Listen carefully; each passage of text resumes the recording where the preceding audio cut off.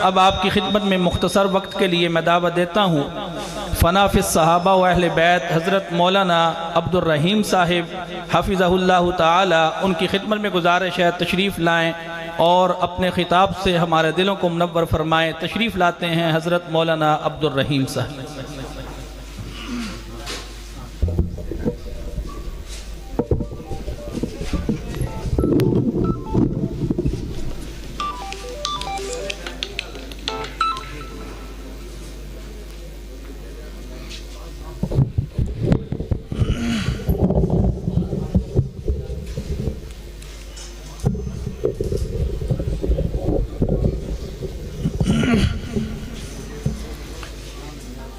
الحمد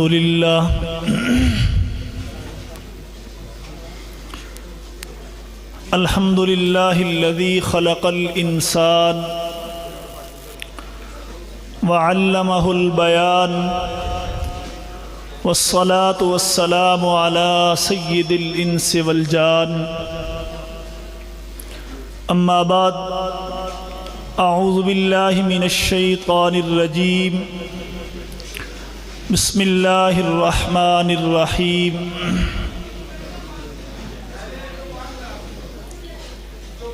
الف لام میم ذالک الکتاب لا ریب فیہ،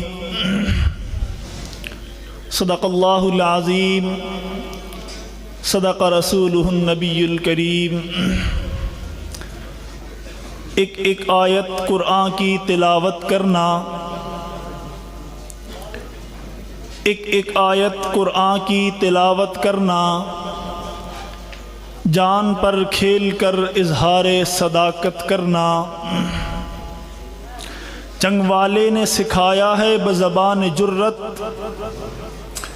چنگ والے نے سکھایا ہے بزبان جرت، زندگی کیا ہے تمنائے شہادت کرنا۔ میرے انتہائی واجب الاحترام، قابل صد احترام دوستو، بھائیو، میں اس تقریب میں بطور میزبان شریک ہوا ہوں۔ ابھی مولانا کلیم ضیاء صاحب کی خوبصورت نعت کے دوران مجھے حضرت مولانا عتیق صاحب نے یہ حکم فرمایا کہ اس کے بعد آپ کا نمبر ہے۔ اب جو بات ذہن میں آئے گی مختصر وقت میں آپ حضرات سے عرض کروں گا۔ آج کی یہ تقریب حفاظ اکرام کے سروں پر دستار سجانے کی تقریب ہے، اور آج دن کو جن بچیوں نے اپنی 5 سالہ پڑھائی مکمل کی ان کو دوپٹہ پوشی کی گئی۔ یہ بچیاں اور یہ بچے جو قرآن و حدیث کے طالب علم ہیں، قرآن کریم کی تعلیم حاصل کرنے کے لیے انہوں نے اپنی زندگیاں وقف کی ہیں۔ آج ان کے سروں پر جب دستار سجے گی، مجمع میں بیٹھے ہوئے اور سٹیج پر تشریف فرما عوام اور علماء کرام کے دل میں ایک بات، ایک خواہش اور حسرت ابھرے گی کہ میرا بیٹا بھی حافظ قرآن بنے، اس کے سر پر دستار سجے، اور کل قیامت کے دن رب العالمین میرے بچے کو سورج سے زیادہ چمکدار، اور میرے بچے کی وجہ سے مجھے وہ تاج پہنائیں۔ میرے بچے کی سفارش سے میرے خاندان کے 10 لوگوں کی سفارش کی جائے۔ یہ بچے بڑے خوش نصیب ہیں جنہوں نے قرآن کریم مکمل کیا، وہ بچیاں بڑی خوش نصیب ہیں جو قرآن و حدیث کی تعلیم حاصل کر رہی ہیں۔ آج فتنے کے اس زمانے میں، آج فتنے کے اس دور میں اپنے آپ کو دین کے ساتھ جوڑ کر رکھنا، دیندار لوگوں سے محبت کرنا، دین کی تعلیم حاصل کرنا، دینی تعلیم کے لیے اپنے آپ کو وقف کرنا، اپنی زندگی کو وقف کرنا، یہ بہت بڑی بات ہے، بڑی قربانی ہے۔ آج وہ معاشرہ، وہ زمانہ ہے جس معاشرے اور زمانے میں اگر بچہ، کوئی نوجوان مدرسے کی بات کرے، مدرسے میں جانے کا نام لے، محلے میں 10 لوگ اٹھ کے کھڑے ہوتے ہیں بچے کہاں جا رہا ہے، بڑا ہو کر آج مہنگائی کا زمانہ ہے، کھانا کہاں سے کھائے گا، گھر کہاں سے چلائے گا، تیرے پاس رزق روزی کمانے کے لیے کوئی کہ کسی قسم کا ہنر نہیں ہوگا۔ انہیں یہ پتہ نہیں ہے یہ وہ بچہ ہے جو دنیا کی بقا کے لیے جب تک یہ قرآن و حدیث پڑھ رہے ہیں، اللہ اللہ کرنے والے لوگ موجود ہیں، دنیا باقی ہے۔ جب دنیا میں کوئی ایک شخص بھی اللہ رب العزت کا نام لینے والا نہیں رہے گا، جب دنیا میں کوئی ایک شخص بھی الہ کلمت اللہ کو بلند کرنے والا نہیں رہے گا، پھر یہ دنیا مٹا دی جائے گی، قیامت برپا کر دی جائے گی۔ آج یہ بچے اپنی زندگیاں وقف کر کے قرآن کی تعلیم حاصل کرنے کے لیے اپنے آپ کو پیش کر کے جہاں اپنے لیے سعادت کا سما کر رہے ہیں، وہاں اس دنیا کی بقا کا بھی سما کر رہے ہیں۔ اگر یہ لوگ نہیں ہوں گے، قرآن و حدیث پڑھنے اور پڑھانے والے لوگ نہیں ہوں گے، پھر دنیا باقی نہیں رہے گی۔ اگر دنیا پر اللہ اللہ کرنے والے لوگ نہیں ہوں گے، یہ دنیا باقی نہیں رہے گی۔ میرے بھائیوں، آج میں یہاں کھڑا ہوں، شعبان کا یہ مہینہ ہے، اس مہینے میں مختلف مدارس میں تقاریب ہو رہی ہیں، کہیں ختم بخاری ہو رہی ہے، کہیں حفاظ کرام کی دستار بندی ہو رہی ہے، بچوں کے ہاتھ میں اسناد دی جا رہی ہیں، بچوں کے سروں پر دستار سجائی جا رہی ہے، معاشرے سے ان کو نمایاں کیا جا رہا ہے، ان کی حوصلہ افزائی کی جا رہی ہے۔ انہوں نے بڑی قربانی دی ہے، زندگی کا ایک حصہ دیا ہے، پھر قرآن کو سینے میں بسایا ہے، قرآن کو محفوظ کرنے کا ذریعہ بنے ہیں، قرآن کو آگے پھیلانے کا ذریعہ بنے ہیں۔ لیکن یہ قرآن ہم تک کیسے پہنچا، یہ حدیث ہم تک کیسے پہنچی، اس کے پیچھے بھی قربانیوں کی ایک داستان ہے۔ آپ اللہ کے پیغمبر صلی اللہ علیہ وسلم کے زمانے میں چلے جائیں، جب نبی اکرم صلی اللہ علیہ وسلم نے نبوت کا اعلان فرمایا، پھر قرآن نازل ہونا شروع ہوا، جب قرآن کی تبلیغ شروع ہوئی، پھر آپ صلی اللہ علیہ وسلم کے ارشادات معاشرے میں آئے، زمانے میں آئے، پھر ان کو آگے پھیلانے کی باری آئی۔ ابو بکر سے لے کر عمر سے لے کر عثمان و علی سے لے کر طلحہ سعد سعید زبیر سے لے کر یوں زمانہ چلتا چلا گیا۔ صحابہ اکرام حضور کی گود میں آتے چلے گئے، حضور کی شاگردی میں آتے چلے گئے، قرآن سیکھتے چلے گئے، احادیث سیکھتے چلے گئے، تعلیم حاصل کرتے چلے گئے۔ پھر وہاں سے نکلے، وہ مکہ سے نکلے، بے گھر کر دیا گیا، ان سے سب کچھ چھین لیا گیا، بیوی بچے بھی ان سے چھین لیے گئے، مال و دولت بھی ان سے چھین لیا گیا، گھر بار بھی ان سے چھین لیا گیا، سب کچھ چھین کر ان کو بے یار و مددگار مکہ سے نکال دیا گیا۔ وہ مدینہ پہنچے، انہوں نے وہی کام جو مکہ میں کیا کرتے تھے یہاں بھی کرنا شروع کر دیا۔ جو شخص ملتا اسے دعوت دی جاتی، اسے کلمے کی طرف بلایا جاتا، اسے دین کی طرف بلایا جاتا۔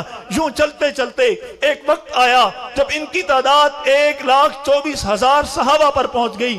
یہ وہ لوگ تھے جنہوں نے قربانیاں دی تھی، جن کو تپتے ریتوں پر لٹا دیا گیا تھا، جن کو گرم انگاروں پر لٹا دیا گیا تھا، جن کو گھروں سے بے گھر کر دیا گیا تھا، جن کو ہجرت پہ مجبور کر دیا گیا تھا۔ یہ قربانیوں کی ایک لمبی داستان ہے۔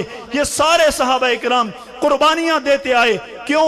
تاکہ میرے اور آپ تک دین پہنچے۔ آج اگر ان بچوں کے سروں پر دستار فضیلت سجائی جا رہی ہے، قرآن ان کے سینے میں محفوظ ہے، آج یہ قرآن جو ان تک پہنچا ہے، اس سب کے پیچھے ان صحابہ اکرام کی قربانیاں موجود ہیں۔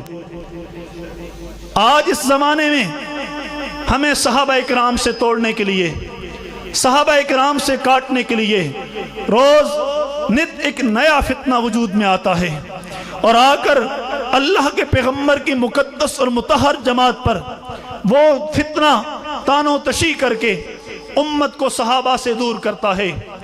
جس طرح صحابہ نے قربانیاں دے کے یہ دین ہم تک پہنچایا، ان صحابہ کی جماعت میں ایک صحابی سیدنا معیرہ رضی اللہ تعالیٰ عنہ ہیں، جن کی وفات شعبان کے اس مہینے میں ہے۔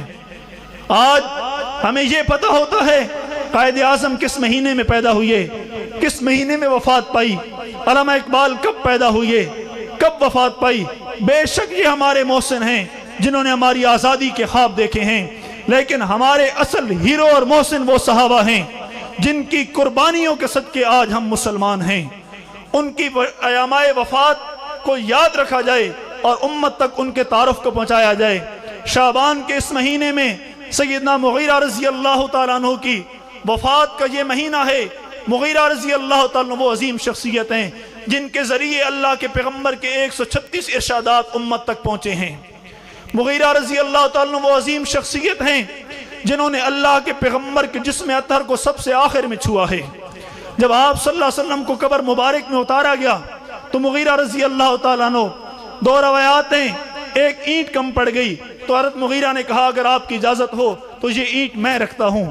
کچھ علماء نے یوں لکھا ہے کہ حضرت مغیرہ نے کوئی تھیلی گرائی، اس تھیلی کو اٹھانے کے بہانے آپ قبر میں اترے اور اللہ کے پیغمبر کے جسم اطہر کو ہاتھ لگا کے آئے، اور بعد میں آپ فرمایا کرتے تھے میں وہ عظیم اور خوش نصیب صحابی ہوں، میں وہ عظیم اور خوش نصیب شخصیت ہوں جس نے دنیا میں جانے کے بعد سب سے آخر میں اللہ کے پیغمبر کے جسم اطہر کو ہاتھ لگایا ہے۔ حضرت معاویہ رضی اللہ تعالیٰ عنہ کی وفات اس مہینے میں ہے۔ میں عرض یہ کر رہا تھا، اپنی بات کو اختتام کی طرف لے کے جا رہا ہوں، جس طرح آج ان بچوں کے سروں پر دستار فضیلت سجی ہے، یہ قرآن ان تک پہنچانے میں صحابہ اکرام کی قربانیاں ہیں۔ آج فتنے کے زمانے میں ہمیں صحابہ سے توڑنے کی کوشش کی جا رہی ہے۔ صحابہ اکرام سے تعلق برقرار رکھنے میں، صحابہ اکرام کی عزت کا جھنڈا بلند رکھنے میں، صحابہ کے ناموس کا جھنڈا بلند رکھنے میں ایک قربانیوں کی لمبی داستان ہے۔ کبھی امیر عظیمت نے اپنی جان پیش کی، کبھی مورخ اسلام علامہ فاروقی شہید نے اپنی جان پیش کی، کبھی جرنیل اہل سنت علامہ اعظم طارق نے اپنی جان پیش کی، کبھی بحر علوم علامہ علی شیر حیدری نے اپنی جان پیش کی، کبھی جرت کی داستان علامہ مسعود الرحمن نے اپنی جان پیش کی۔ ان قربانیوں کے صدقے آج صحابہ اکرام کا تعارف ہم تک پہنچا ہے۔ اگر آنے والی نسلوں تک صحابہ اکرام کے تعارف کو پہنچانا ہے، دین کی اصل سند کو پہنچانا ہے، دین کے اصل راستے کو پہنچانا ہے، تو اس در پر پہرا دینا پڑے گا۔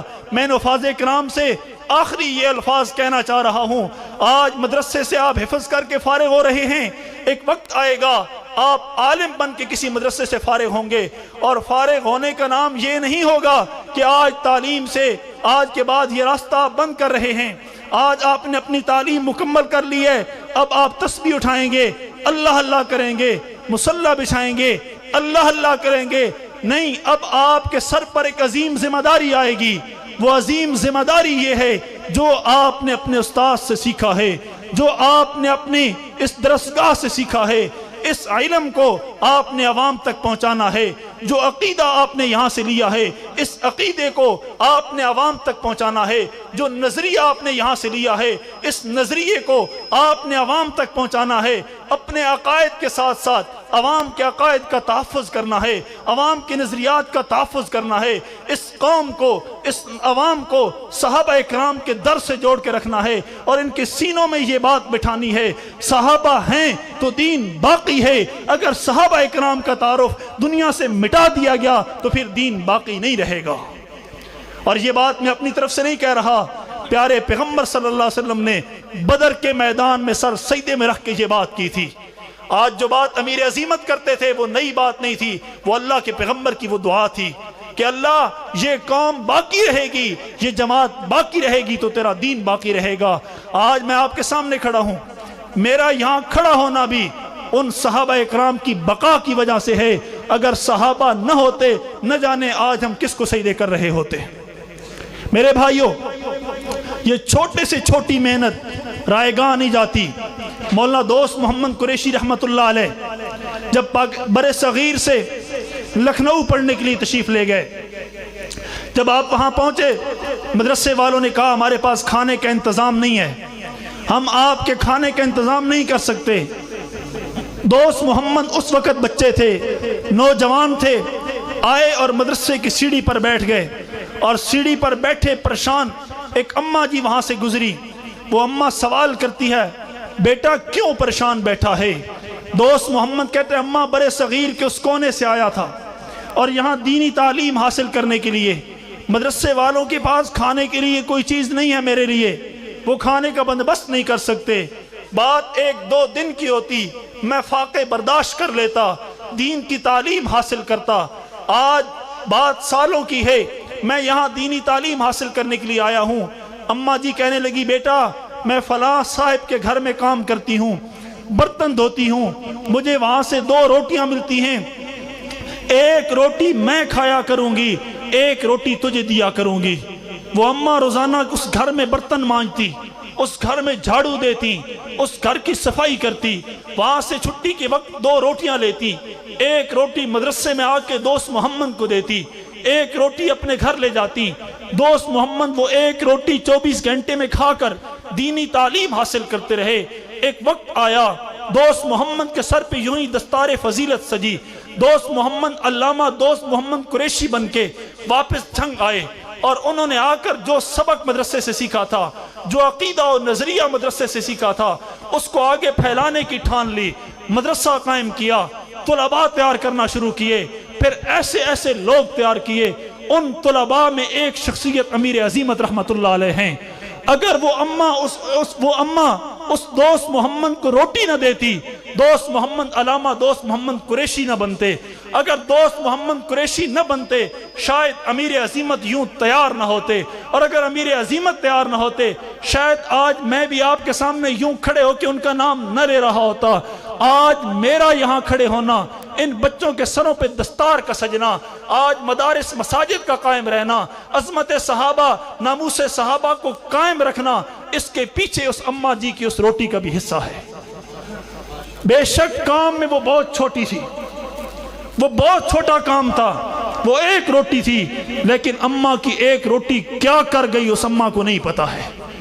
اس اماں کی ایک روٹی بہت بڑے فتنے کے سامنے ایک پل باندھ کر چلی گئی۔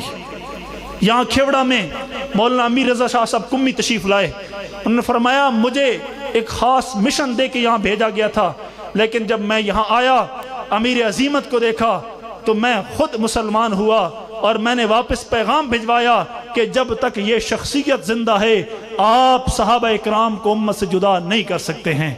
تو میرے بھائیوں، وہ عظیم شخصیت بھی اسی طرح مدرسے سے نکلی تھی۔ آج یہ اتنے بڑی تعداد میں یہاں سے حفاظ تیار ہو رہے ہیں، مفتی عمر محمد صاحب، مولانا پیر محمد صاحب، اور ان کی ساری ٹیم، تمام انتظامیہ مبارکباد کے مستحق ہے کہ جن کی کوششوں سے، محنت سے آج الحمدللہ اتنے سارے حفاظ کے سروں پر دستار فضیلت سجائی جائے گی۔ میں آخر میں پھر ان حفاظ اکرام کو اور ان کے سازہ اکرام کو مبارکباد پیش کرتا ہوں، اور یہ بات عرض کرتے ساتھ یہاں سے جا رہا ہوں کہ بچوں، آج سے آپ فارغ نہیں ہو رہے، بلکہ جو سبق آپ نے یہاں سے سیکھا اب اس کو معاشرے میں پھیلانا ہے۔